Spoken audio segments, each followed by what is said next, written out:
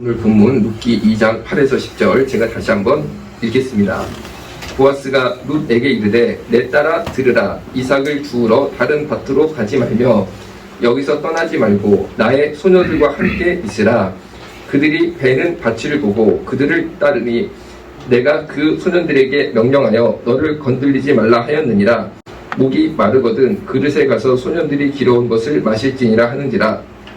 룻이 엎드려 얼굴을 땅에 대고 절하며 그에게 이르되 나는 이방 여인이거늘 당신이 어찌하여 내게 은혜를 베푸시며 나를 돌보시나이까 하니 아멘. 예, 드디어 보아스의 밭에 룻이 가서 살아가는 응답받는 장면이 룻기 2장 8에서 10절까지 나오고 있습니다. 이것을 한번 나에게 대입을 해보기를 원해요. 모든 성경 말씀은 남의 얘기가 아니고 내 얘기다 라고 받아들이시면 아멘. 아멘. 남의 얘기가 아니고 내 얘기다. 이게 중요합니다. 내 얘기라고 받아들여 볼게요. 자, 내가 누구냐? 내가 룻이다 생각하면 됩니다. 룻이 누굽니까? 오늘 본문에 나온 룻은 이방 여인이다 라는 거예요. 이방 여인이 뭐냐면요, 이스라엘 사람들은 이방 사람들을 다 구원받지 못하는 걸로 봐버렸습니다. 다시 말하면 그 당시 이스라엘 사람들은 이스라엘 사람들만 하나님의 자녀이기 때문에 구원을 받고 이스라엘 밖의 사람들은 다 지옥 간다라고 봤어요. 자, 이게 그대로 지금 시대에 대입을 해볼게요. 지금은 좀 달라졌죠. 완전히 달라졌습니다. 신약 시대니까. 지금은 뭐냐면요, 예수님 믿는 사람은 구원받습니다. 그러면 반대로 말해볼게요. 예수님을 안 믿으면 어디 갑니까? 예, 지옥 갑니다. 어떤 분이 지옥 간다는 게 뭐 집 이렇게 들려, 약간 내가 들렸어요. 예수 안 믿으면 집에 가는 게 아니고 네, 지옥 가버립니다. 지옥 가버립니다. 자, 그럼 다시 한번 생각해 볼게요. 이 당시에 바로 이 룻기의 시대 때 이스라엘 사람들만 하나님의 자녀니까 구원을 받아요. 그런데 뭐 다른 나라가 있단 말이에요. 저 옆에 나라가 있는데 다른 우상 숭배를 하는 나라입니다. 그런데 거기에 아주 착한 사람이 있습니다. 아주 구제도 잘하고 너무 마음도 착합니다. 아주 그냥 뭐 좋게 삽니다. 법도 잘 지키고 선한 일에 힘을 씁니다. 그런데 그 사람이 하나님의 백성 이스라엘 자손이 아니면 이 당시의 관점으로 볼 때는 천국 갑니까? 지옥 갑니까? 지옥 가는 거죠. 그렇죠? 그런데 이 시대 한번 그대로 대입해 볼게요. 성경은 내 얘기입니다. 내 얘기. 하나님을 믿는, 예수님을 믿는 백성이 지금은 영적 이스라엘이다 라는 거죠. 그런데 하나님을 믿는 백성 밖에 있으면 지옥 가는 겁니다. 이거는 분명합니다. 왜? 예수님만이 길이시니까. 그런데 어떤 사람을 보니까 예수님을 믿지 않습니다. 그런데 너무 착합니다. 너무 선합니다. 그리고 항상 좋은 일만 합니다. 그러면 천국 갈까요? 지옥 갈까요? 천국. 예, 천국 나오고도 지옥 나왔는데 답은 지옥 갑니다. 지옥 갑니다. 이게 무서운 겁니다. 이게 무서운 겁니다. 자, 간단히 생각해 보세요. 영적 이스라엘 백성만 가는 곳이 천국입니다. 아무리 착하게 살아도 내가 예수님 믿지 아니하면 지옥 갑니다. 그럼 어떤 분은 저한테 이렇게 물어볼 거예요. 야, 그건 기독교가 너무 이기적인 거 아니냐? 어떻게 기독교만 구원을 받고 다른 종교는 구원을 못 받는다고 그렇게 편협하게 말할 수 있냐라고 물어볼 수 있어요. 근데 어쩔 수 없이 제가 이 진리를 말할 수밖에 없는 이유가 무엇이냐? 이 사실을, 이 진리를 정확히 전해서 당신도 구원받으라는 겁니다. 왜? 예수 믿는 길은 다 열려 있으니까. 우리끼리 무슨 동네 가지고 예수 믿는 티켓 산 거가 아니잖아요. 그냥 성경을 믿고 예수님을 우리가 원수가 받아들였잖아요. 그런 것처럼 당신도 받아들이고 구원받으라는 뜻입니다. 이것이 나만 구원받았고 너는 예수 안 믿었으니까 넌 구원 못 받았어. 암만 너 착하게 살아도 소용없어.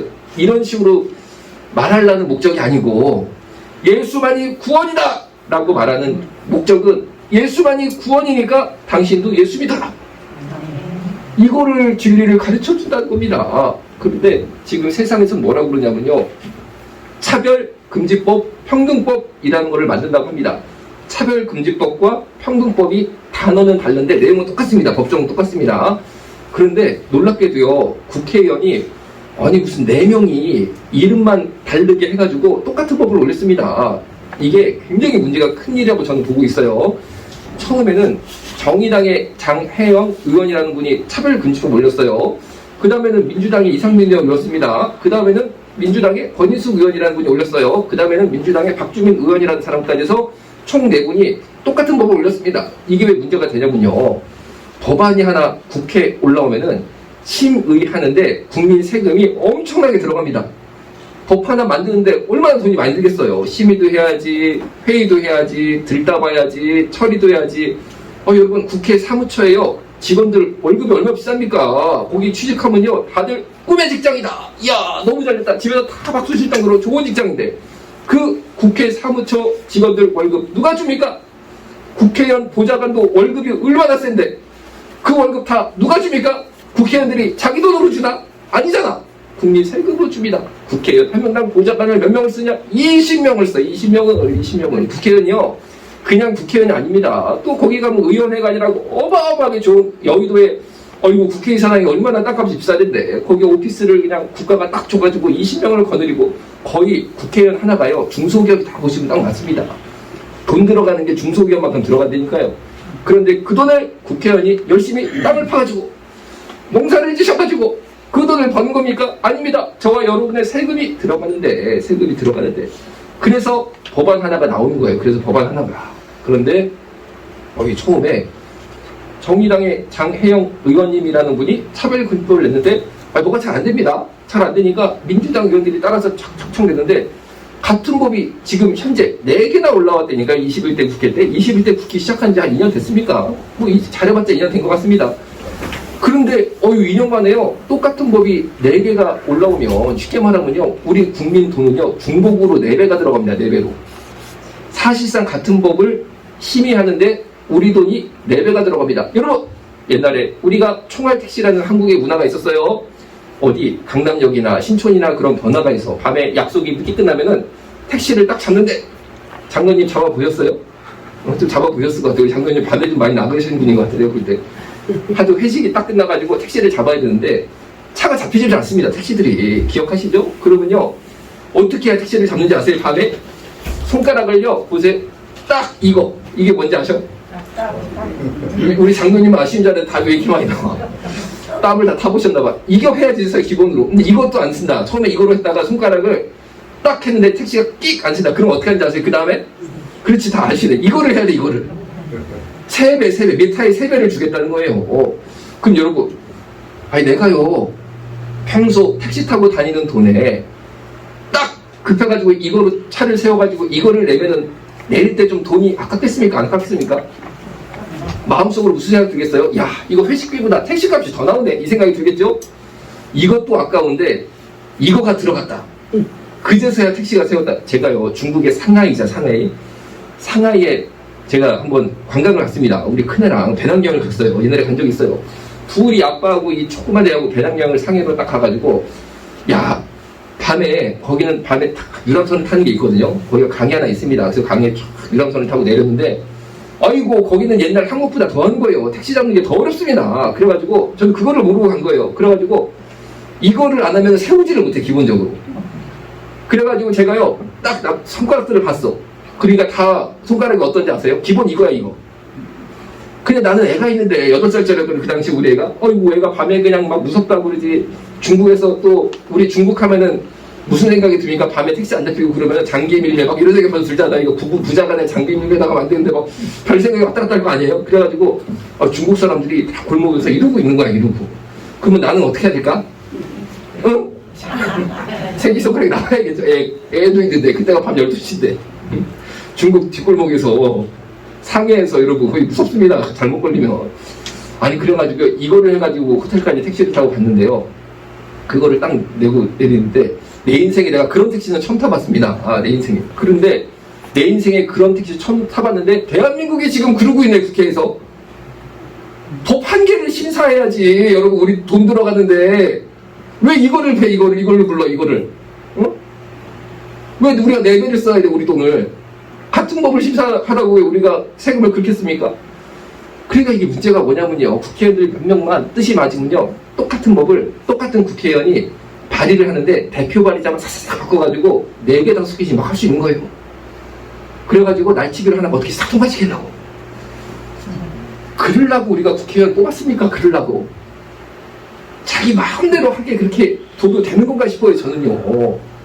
국민들만 맨날 법 지키고 그냥 막 이러고 그냥 살고 국회의원들은 자기 마음대로 이거를 하던 하여튼 자기들 마음대로만 차 세우는 식으로 이거를 부르든 택시만 세우면 되나? 자기가 하고 싶은 것만 딱 잡아타면 되는 거야? 그리고 정말 우리가 기도해야 될 줄로 믿습니다. 기도해야 될 줄로 믿습니다.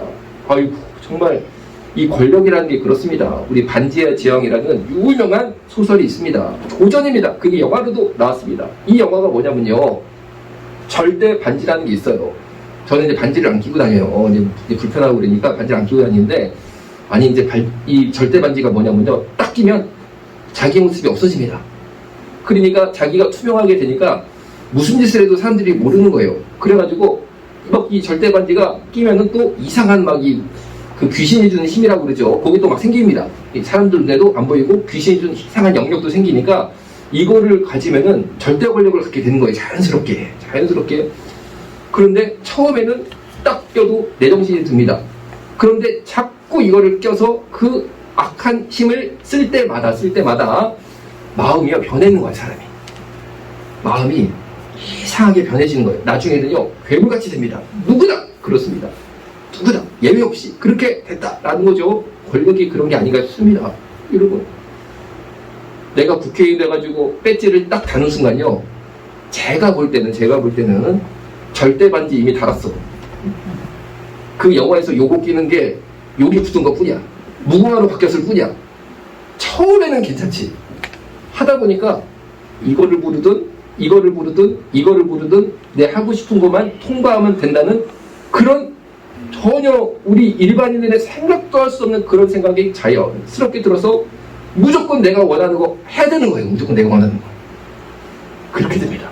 그러면은 이런 인간의 본성 앞에서 우리가 어떻게 할 것이냐? 기도해야 될 줄로 믿으시기 바랍니다. 내년에 대통령 선거가 있는데 정말 또 기도해야 될 줄로 믿으시기 바랍니다. 그래서 그렇게 기도합니다. 주여, 하나님 마음에 합한 자를 대통령으로 선출하여 주옵소서 라고 기도할 줄로 믿어요. 그런데 제 눈에 보니까, 요새 뉴스를 쫙 보니까 하나님 마음에 합한 자로 보이는 이가 한 명도 없습니다. 한 명도 없어요. 그 요새 이 젊은 사람들 말로 1도 없습니다. 1도. 그러니까 1도 없다라는 게 1번 찍으라는 말 아니야. 오해하시면 안 돼. 1도 없다고 1은 찍지 말라는 뜻인가 보다 이렇게 생각하시면 안 돼. 난 1번이 누군지도 모르니까. 자, 그런데요, 이거를 그러면은, 우리가 기도가 부족했나? 기도는 여러분 진짜 열심히 해야 됩니다.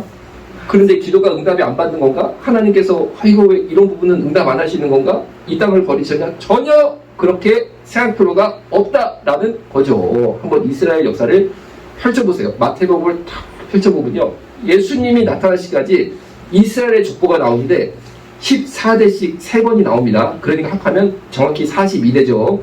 간단히 말하면 40 정도 생각하면요, 예수님 태어나실 때까지 조상이 40명 있었어요. 40명.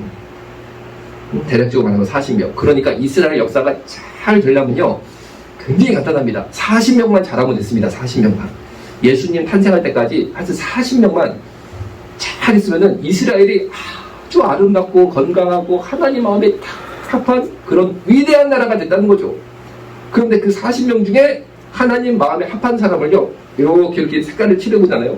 4명이 안 돼, 4명이. 그 중에 하나가 다윗이겠죠? 그렇죠? 아브라함 하나 들어가겠죠? 4명이 안 됩니다. 대충 봐도 4명, 뭐 많아야 5명 될까? 약간 그나마 좀 잘한 사람까지 포함하면? 여러분, 이 40명이 어떤 사람입니까? 하나님을 원색적으로 만났고, 그리고 어릴 때부터 철저히 유대식 성경교육을 받았던 사람인데, 그리고 왕이었습니다. 왕 그냥 사람도 아니고 왕이었습니다. 그런데도 그거를 못하더라고. 그럼 우리나라 대통령들 생각해 볼까요? 이 사람들이 교회 가봤습니까? 어릴 때부터 철저하게 신앙으로 훈련 받았습니까? 아버지가 다윗이고 아브라함입니까? 아버지가 위대한 신앙의 사람입니까? 그런 사람도 아니에요. 그런데 거기에서 하나님 마음에 합한 자가 나오게 하여 주옵소서. 우리는 기도를 하지만 없어. 혼자서 없어. 그래도 기도는 해야 됩니다. 그래, 기도는 해야 돼. 왜? 언젠간 대한민국에 그래도 이스라엘의 40명 중에 한 3-4명은 괜찮은 왕이 나왔던 것처럼 이 나라도 대통령 40명 정도 나올 정도 되면은 1-2명 나올 수 있지 않을까? 우리가 열심히 기도하면? 그때 대한민국이 전 세계의 가장 아름다운 나라가 되지 않을까? 그 기대를 가지고 기도하는 거지. 여러분 생각해보세요. 한 대통령 40명 나오면 제 생각에 그 중에 한둘 나올 것 같습니다. 이스라엘 역사를 우리가 정직하게 보면은, 성경을 보면 이게 성경이라니까, 이게 성경이라니까. 그런데 그게 우리 시대에 오겠냐고요. 그게 우리 시대에 오겠습니까? 그 한 명의 하나님이 주신 대통령을 우리가 죽을 때까지 보고 죽으면요, 우리가 대한민국 앞으로 500년 갈지 1000년 갈지는 모르겠지만, 그렇죠? 우리가 제일 복받은 세대에 사는 거예요. 제일 복받은 세대. 그런데 그 복이 우리한테 올까 싶습니다. 그 복이 우리한테 올까. 거의 힘들 거라고 봐요. 저는 거의 힘들 거라고. 이스라엘 수천 년 역사에도 그렇게 애들을 신앙으로 가르치는 그 나라에서도 아버지가 다윗이었습니다. 솔로몬은. 그렇죠? 또 할아버지가 뭐 아브라함이고 다 그 사람들은 성경 인물이다. 우리 조상이었다니까. 그런 환경과 그런 토양 속에서도 3-4명 나오기 어려워. 근데 우리가 기도 요 정도 해가지고 하나님의 합한 자를 주옵소서, 응답될까? 응답될까? 그래도 죽기 살기를 빌어야 됩니다. 죽기 살기를. 우리가 핸디캡이 있잖아요. 우리나라가 기독교가 아닙니다. 그렇죠? 그리고 우리가 꼭 그렇게 신앙에 대단한 하나님의 사람들이 이스라엘 성경에 딱 펼친 것처럼 많이 있냐? 그렇지 않아요. 그렇죠?